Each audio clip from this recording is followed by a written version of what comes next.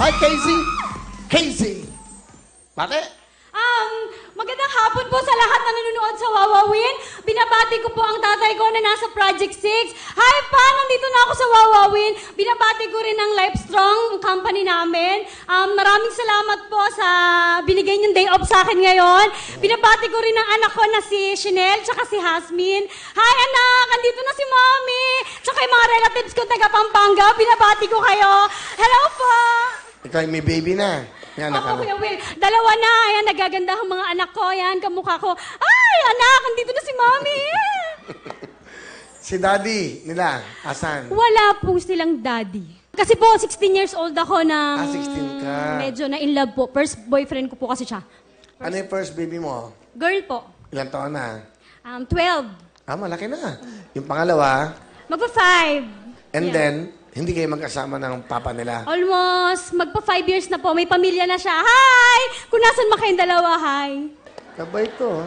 Ano siya, no? Fighter ka about sa buhay. Siyempre, pag single mom, kailangan fighter. Yes. Okay. Sino kasama mo? Kasama ko po ang aking mapagmahal na nanay. Ayan, na nag-aalaga ng anak ko, kaya ako nakakapagtrabaho. Yan, Ma! Pinakikilala ko po sa inyo lahat ang aking butihing nanay na si Nanay Linda! Hi, Lil! Good afternoon! Ganda nga po, Nanay Linda. Kamusta kayo? Mabuti naman! Ano po gusto sabihin sa anak nyo? Nay. Casey, anak, alam mo, mahal na mahal kita dahil napakabait mong anak, mabuti kang anak. Kung ano mang problema natin, ikaw ang tumutulong lagi sa akin. Kaya ako, pinararanas ko rin sa inyo ang aking pagmamahal dahil wala, ganyan, single mom ka eh. Kaya ako laging tumutulong, mag-aalaga. Kahit na pagod ako sa pag-aalaga, anak, hindi ko kayo matiis na hindi ko kayo tutulungan. Dahil ganyan ang kalagayan natin. Ang tatay mo rin, may sakit na rin. Kaya pinipilit niya kahit mag-extra-extra lang. Kaya Casey, pakatandaan mo, nagpapasalamat talaga ako sa iyo dahil talagang napakabuti mong anak. I love you. Ma, alam mo naman, hindi na ako makapag-asawa ngayon eh. Kasi puro priority ko, pamilya ko, kayo.